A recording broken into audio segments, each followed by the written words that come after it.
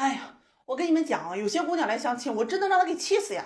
那池子里的王八，她盖子都能给气翻了。上个月我给一对大龄男女撮合对象，这男方91年的，本科身高在175左右，是个工程师啊，年薪税后在15万左右，有车有房子，条件还不错。女方是92年的，普通本科，私企做行政，长相属于那种可爱型的。两人呢，先是加了微信啊，刚开始聊天呢，聊的都还不错，男士主动关心，这姑娘呢也是积极回复。聊了有3、4天啊，这男士就主动约着姑娘周末出来吃饭嘛。这姑娘同意了。吃饭那天啊，人男士就亲自去把这个姑娘给接过来，这不是在市里吃饭啊。见面之后，男士呢就觉得对这姑娘就很满意啊，所以全程都很热情招待。吃完饭啊，男士又把这姑娘给送了回去。回家之后呀，这事就来了啊，他就跟着姑娘报备了一下自己到家了。谁知人这姑娘呢，也是一种不冷不热不关心的态度，给回了一句好的。第二天开始啊，男生特别积极的发信息就问候这个姑娘，那毕竟喜欢她嘛。但明显就感觉出来哈，人这姑娘回复信息就特别慢，基本早晨发的中午回，晚上发的有时候都第二天才回。就这样的频率呢，聊了有好几天啊。这男生就想着，哎呀，态度这么冷淡呢，是不是不喜欢我呀？他就主动给这姑娘打了电话啊，想再约这个姑娘周末出来吃个饭。谁知这姑娘就说呀，自己有事不去，以后再说吧。男士这一看呀，这发信息态度不积极，约见面也不出来的，那明显就是不喜欢我，还不直说，气得他呀直接把这个姑娘给拉黑了。好了，今天中午这姑娘兴师问罪来了，找我呀跟我说男士把她删了，她就觉得莫名其妙，还挺生气的。我了解了这个过程之后啊，我就问这姑娘，你对人家的态度是哪个意思啊？这姑娘就说啊，自己是挺喜欢这个男士的啊，觉得他条件不错，人也挺好，但是就是怕自己太主动了，这男士不珍惜之类的，想矜持一些。我一听，哎呦我的姑奶奶啊！我以为的矜持啊是吃饭和男士 AA， 不用男士车接车送，精神独立和男人保持距离。结果饭别人请了，你人呢也接送了，发信息问你还整这出，咋的？你回信息还得查新华字典吗？他说呀，他喜欢男士，但是不能这么快表现出来吧？得冷淡一点啊。男人呢还知道珍惜，太主动了就觉得自己很廉价。我听完吱吱的哈，那一时间可把我给堵住了啊！你都30多岁了，遇到合适的也喜欢你的根本就不多了吧？你还不知道主动啊？你是来相亲的，不然以为自己来 boss 直聘的吗？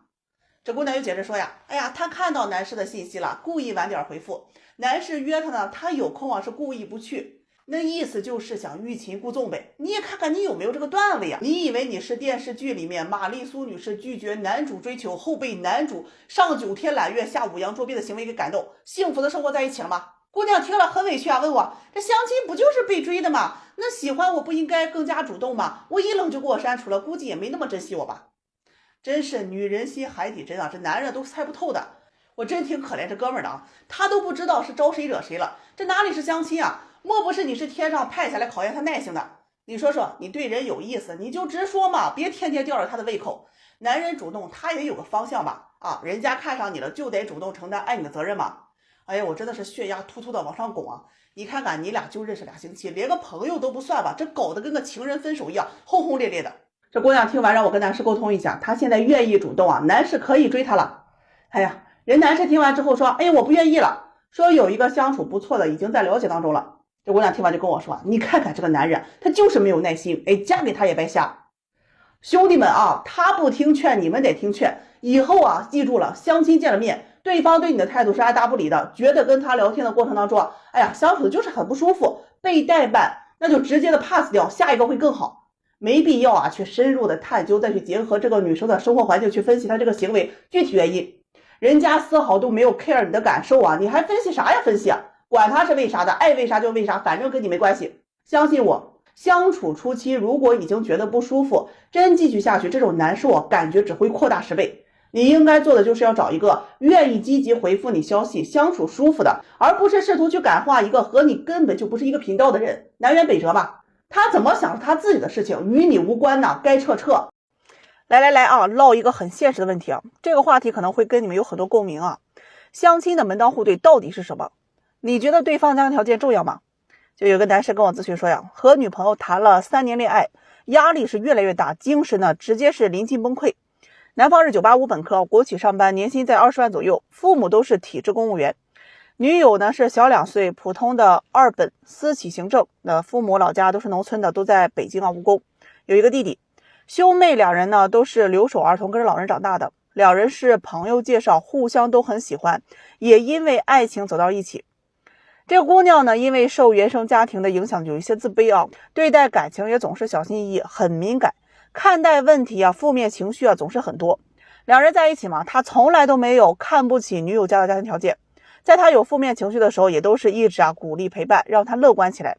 可是随着相处的时间越来越长呢，他的敏感自卑不仅仅让他自己心态不好，而且还经常影响着男士搞得心态都跟着很爆炸，甚至影响休息和工作。经常处理他的小情绪，就让这个男士觉得很心累谈了3年男士说自己根本就不敢想象以后结婚他要承担很大的经济压力之外，还要去接受这种精神上的折磨。于是就跟女友提了分手。一开始他确实是坚信自己只要心态好就能够影响他，带着他一起变好，但事实却是在一起之后发现女友非但没有变好，还影响着男士的状态是越来越糟糕。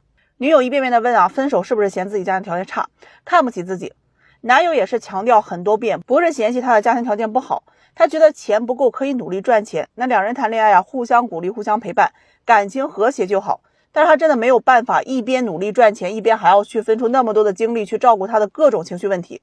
分了之后他突然明白为什么父母总是说门当户对，对的其实就是家庭关系和对方的成长环境，对方家庭幸福大概率也会少很多的烦心事。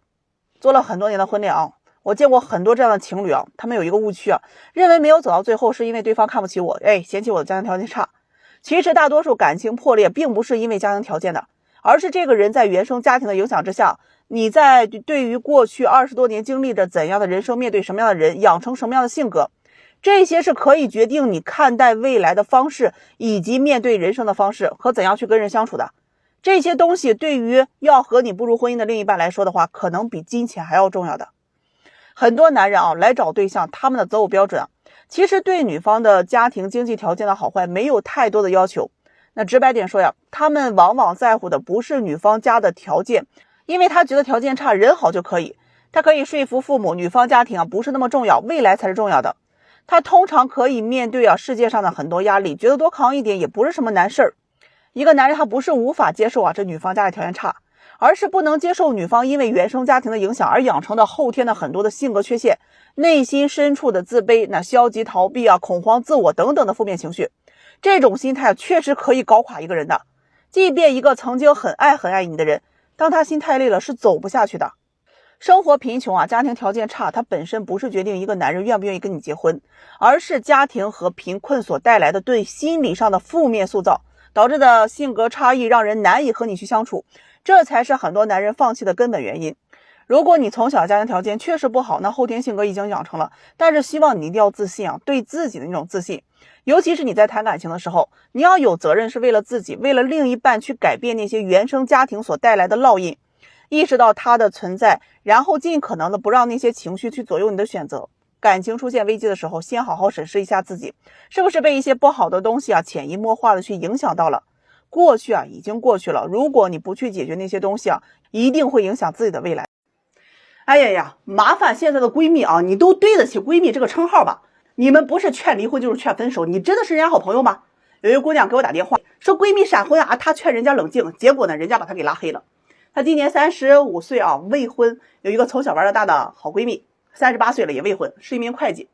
这五一出去旅游认识了一位30岁的男士，就小了8岁嘛，工程师两人认识了3天确认关系，谈了1个周就开始同居嘛。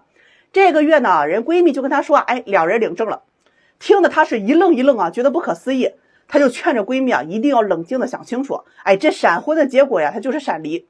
人闺蜜说自己已经领证了不可能离婚的，说这个闪婚呢，她也不一定会不幸福呀。她就脑子缺根弦，给人举例子，谁闪婚不久就离婚了。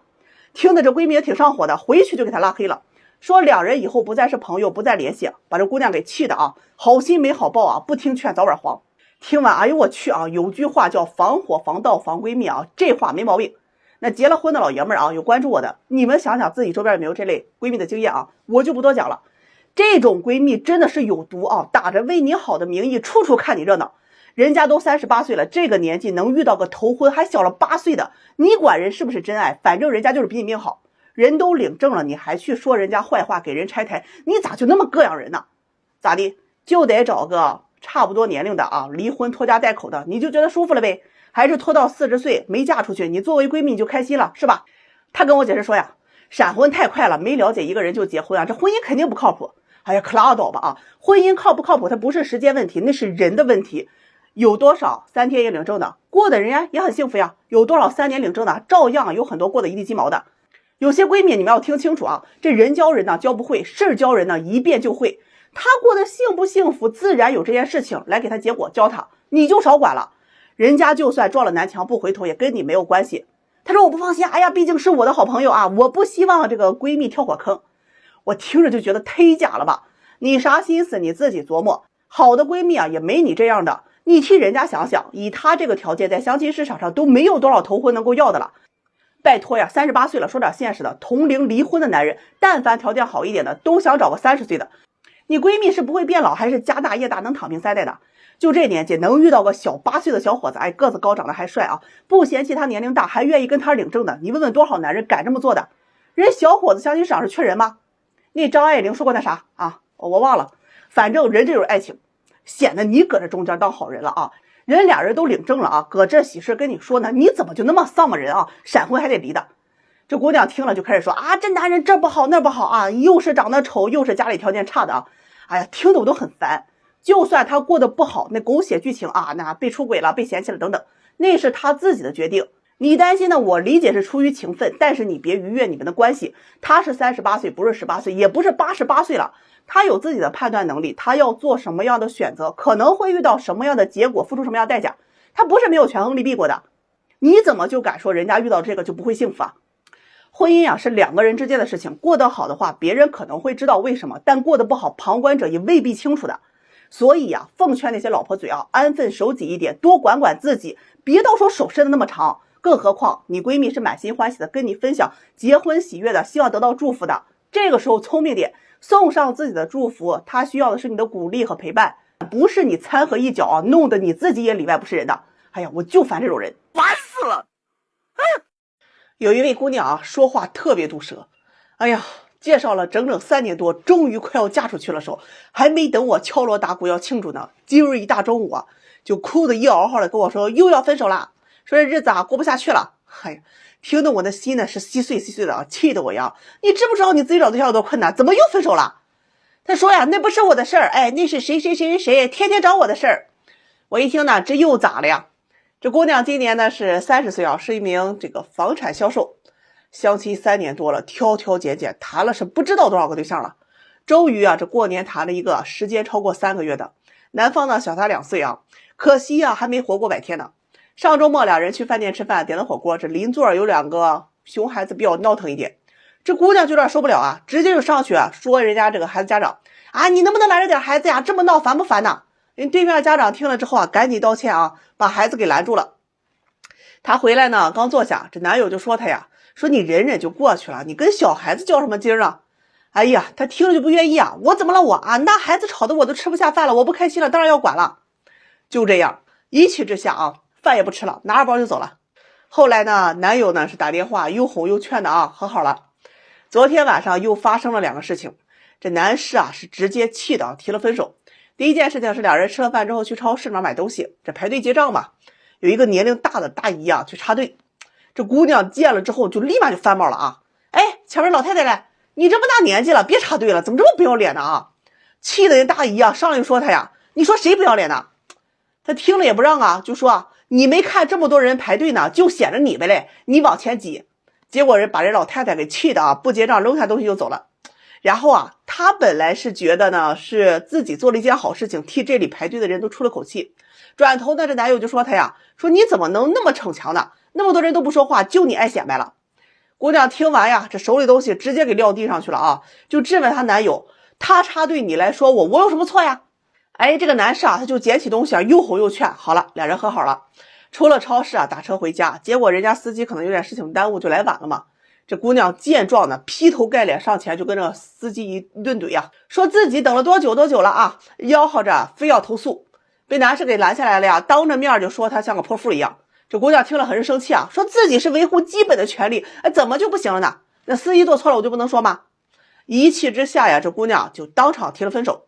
本来想着就吓唬一下她男友，哎呀，结果人家男友啊当场就同意了分手。后来这姑娘给她男友打电话是怎么也打不通了呀，人家就不接了。她就很着急啊，让我帮她评评理，哎，自己又不是无理取闹，那怎么就做错了呢？后来呢，我联系上男士啊，本来想说说好话，人男士说呀，两人三观呢是严重不合适，坚决要分手啊。他呢听完就哭哭啼啼的找我抱怨，说自己的命运啊真的惨呐，也不知道自己哪里做错了。哎呀，我那脑袋瓜子啊，真的听的是嗡嗡的呀。生活当中确实有很多这样的人啊，原则上看着好像事事都有理，但说话就总是跟个泼妇骂街一样。最主要的原因在于啊，是说话方式出了问题。如果说前面有人插队，你可以跟他讲呀，请你不要插队，我们在后面排队也很辛苦的呀。那司机迟到了，第一时间先问问人家是不是遇到了什么麻烦事情了，而不应该一上来就用起诉威胁对方吧，让他长个记性。中国有句话叫做先礼后兵，没必要一上来就去怼人吧，觉得自己对就一副理直气壮的样子，得理不饶人呐。这样的人啊，谁都不可能相处下去的。说话毒舌本质就是这个人的性格呀，他不合群的，三言两句啊就开怼，很不招人喜欢的。那我话还没跟他说完呢，他就开始直接说我媚男，哎呀，我的心啊碎的是一地一地的呀。作为一个久经婚恋沙场啊，近10年看惯了男女那点事的老阿姨啊，今天就给那些还处在花骨朵阶段的未婚男士们一点择偶建议：你到底要找什么样的人结婚啊？当然，你要觉得我说的是屁话啊，那你就赶紧绕道走，哎，要不然我得让王八撵你。这结婚和谈恋爱完全是两回事情，有的老爷们来找对象也真是有意思啊！哎呀，我就要漂亮的、身材好的，拜托，咱能不那么俗好不好？你选人结婚呀，那是要过30-50年的。好看呢是最不值钱的东西，相貌只会是一件加速贬值的物资。你要多看看内在品质。结婚呢，你一定要找一个让你相处舒服的，能够给你提供情绪价值、尊重你人格的女人。如果有先后顺序的，那一定是三观、能力、家庭以及这个教养，最后才是颜值。给大家几个建议啊。这第一，消费观很重要。跟一个女人谈恋爱，你一定要搞清楚她的消费观念以及消费习惯，有没有存到钱呀，以及平时是怎样去处理钱财的。我见过好多个小姑娘啊，那家伙真的手里啊这信用卡10多张的都有，自带 POS 机啊，刷卡倒卡，你说吓不吓人？第二个呢，一定要看一下对方的原生家庭啊，看看他母亲的这个作风啊和素养。如果他的母亲给你的观感不太好，那就不要去。看看岳父的这个生活状态，你就能知道自己下半辈子会是什么样子。第三呢，最好是做婚检，再出个无犯罪证明和征信报告，这个呀很重要。你不仅要自己找老婆，你更是要给父母找儿媳，给孩子找母亲吧。这几项任何一个不合格呀，都不要结婚的。第四呢，就是结婚前呀，给女人花钱这事儿，你要知道什么是双向付出，不要找那种谈恋爱一毛不拔，主打的就是一个陪伴的女人。真心想跟你在一起的女人，她会懂得付出的。想想就觉得有些哥们儿那是，哎呀，真的不容易啊，那是天的呀，好吃好喝的伺候着，礼物呢嫌破，哎，转账嫌少的，这钱扔在马路边给要饭的，那最起码还能回一句好话，一句谢谢呢。第五呀，如果你家庭条件不错，那就不要找家境条件差的，也不要跟家境条件差的谈恋爱。不要抱着哎呀我喜欢他就可以，我不在乎家庭条件，千万别有这种想法啊！门当户对这事儿没毛病，你呢也不是救世主，管好你自己就行了。这第六，如果不是那种爱到哎呀非你不娶了，一定要看对方的身体健康。你想想，这结婚30-50年，这遗传病、精神病、传染病、性病等等方面，别跟我说什么哎呀现在科技进步了等等，一旦出现严重的健康问题，基本就是个无底洞。如果后代再有问题的，那你的婚姻家庭幸福基本都无从谈起了。从某种意义上来说呀，健康甚至比人品都要重要，毕竟这人品都是抽象的，而且大多数的人的这个人品也都那么回事啊，好也就那样，不好也就那样了。第七呢，就是追女孩的时候，如果她说我慢热，哎，马上就走；我脾气不好，也马上就走；说我父母养我不容易啊，哎，彩礼就是要你的态度等等，马上就走；说我不图你钱，只图你好的女人啊，这类女人得费眼力劲儿啊，你没个高情商和忍耐力的，也马上就走。好这东西是最费精力的，谁都不能保证一个人呢会一直对另外一个人好。另外，你界定不了他所谓对他好的点。情绪价值这玩意儿太抽象了，90%的人都不知道自己想要什么的，更搞不清楚自己的定位。所以他其实想要的并不单单只是对他好，他可能会要的非常非常多，多到你根本就给不起，可能他也配不上。不要被恋爱甜蜜期的这种上头给迷惑了，那些都是假象，并不是生活的常态的。如果真的要在一起啊，适当的宠爱可以，但是宠爱不等于惯着。任何试图蹬鼻子上脸的女人，让她 go out。最后想说呀，男人多奋斗一下事业，多攒钱，女人呢是水到渠成的事情啊，一定要多看看人品。性子过于暴躁的不要找啊，操不起的心的，行事啊不计后果的也不要找，败不起人家。有严重不良嗜好的不要找，比如啊赌和毒。有男闺蜜的要谨慎找啊，戴帽领证那不可取的。有明显信仰冲突的不要找，再怎么努力顶多就是个万年老二。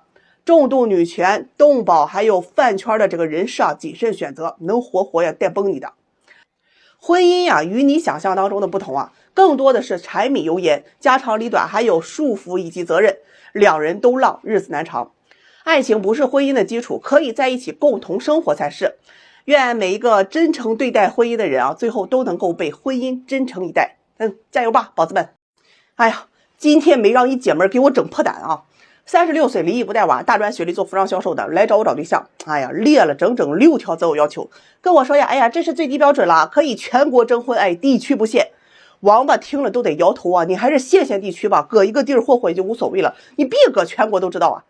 这6条择偶要求如下啊。第1条，男方是40岁以内公司高管，年收入不能低于40万。哎，第2条，长相帅气，有眼缘，会打扮，哎，身材好。第3条呢，固定资产不能低于1000万，存款不能低于7位数。我的娘啊！第4条啊，房子面积不能低于140平，如果在北上广1线城市，可酌情放宽到120平。车子是 BBA， 售价不能低于50万。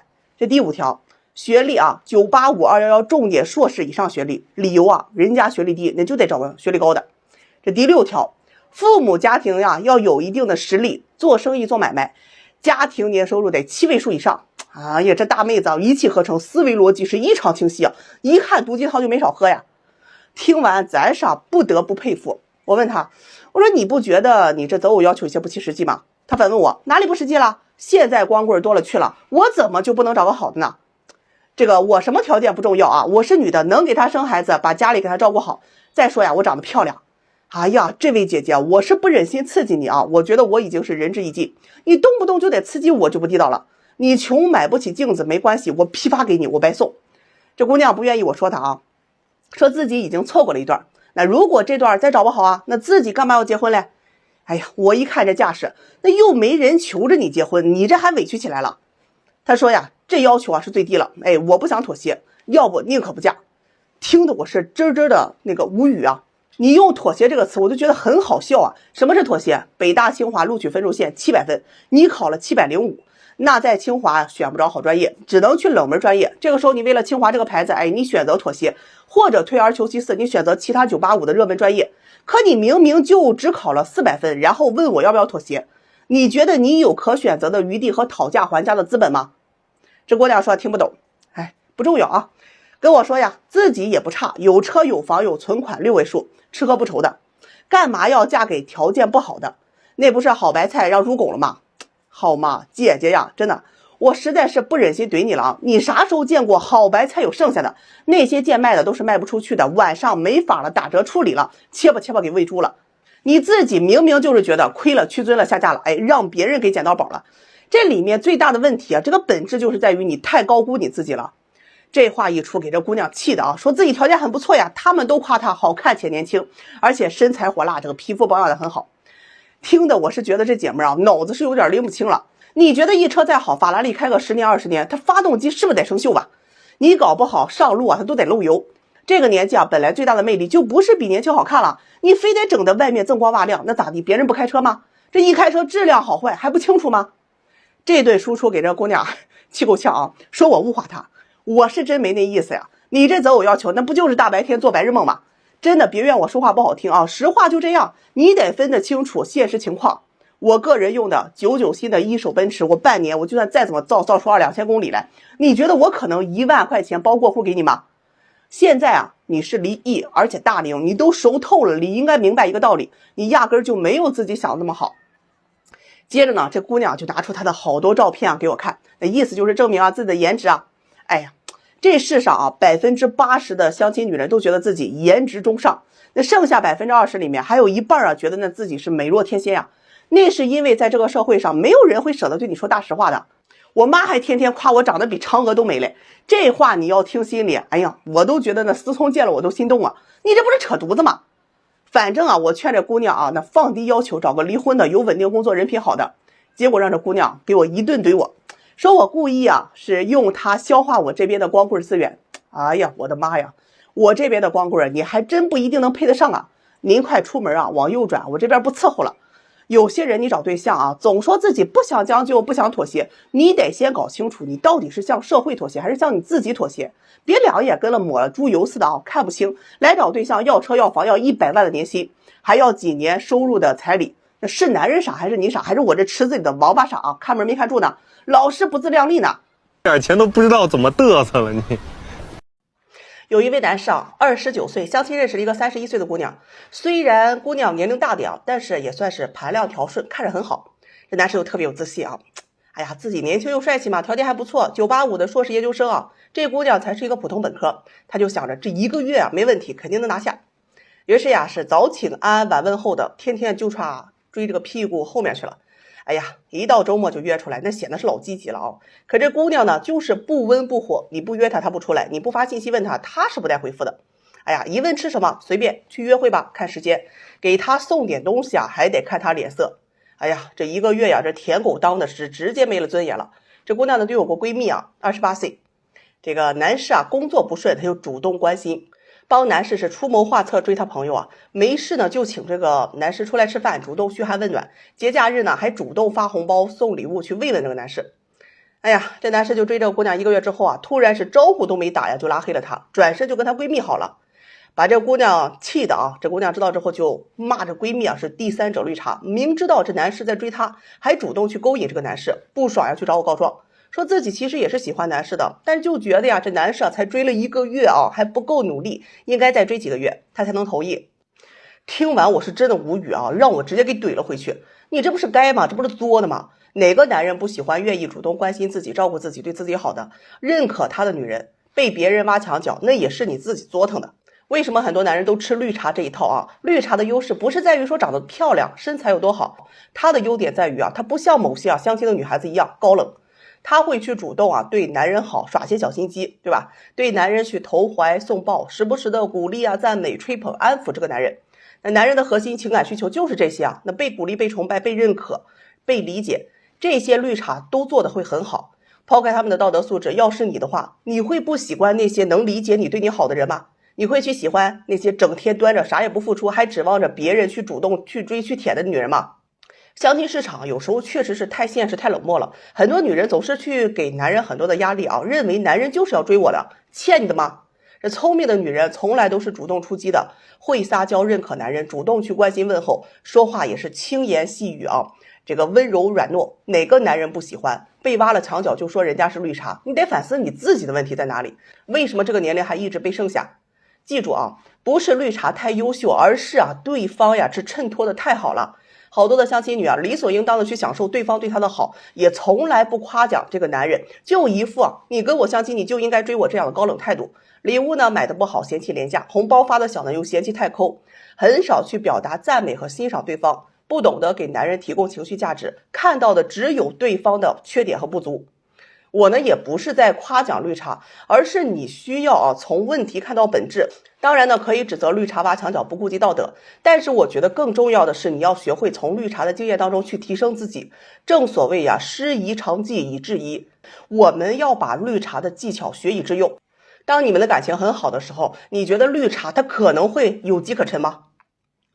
男人呢也是有脆弱的一面啊，不要总是因为这个性别偏见，误以为男人就不需要关心和鼓励。绿茶呢正是拿捏了男人这一点啊，才能够趁虚而入。人性它本来就是这个样子，你拒绝不了别人对你好，你也拒绝不了别人对你温柔的，温柔是很有杀伤力的。这种包容和理解，就从这点上面来说的话，你别说男人了，我一个女人我就会很吃绿茶这一套的。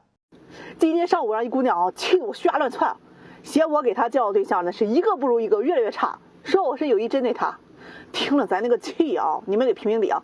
他年前是28岁啊，是个公务员，咱也不知道是不是这个工作，反正就挑得很呢。年前呢给他介绍了有3、4个，这男士一啊，30岁，在法院上班的，有车有房，父母都是公务员，小伙子人长得挺好，就是个子矮点，168。哎呀，但凡过了175，他也不至于现在没个对象啊。他去见了，嫌男士个子矮不够男人，哎呀，气的啊！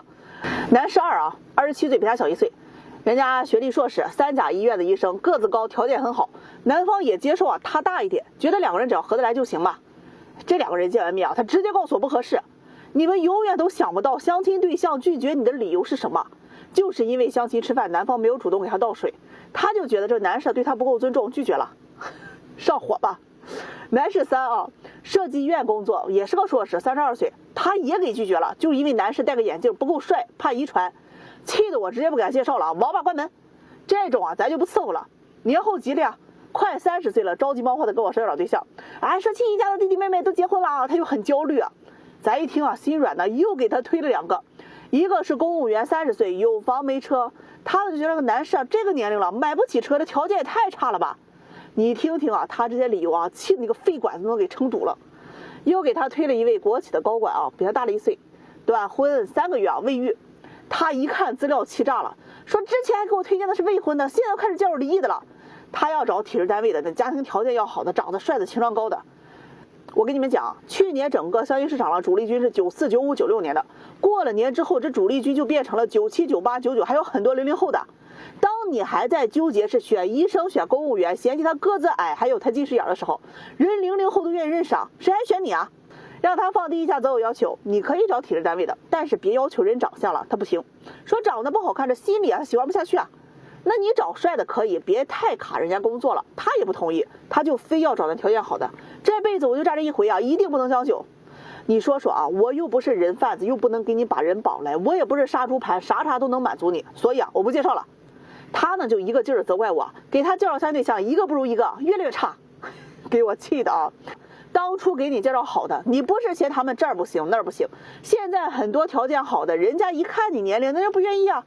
你能看上的25、26岁的姑娘也能看上，为什么要选择你啊？他说啊，那个时候没想到后面会这么差呀，但凡之前的哪一个，我现在都同意。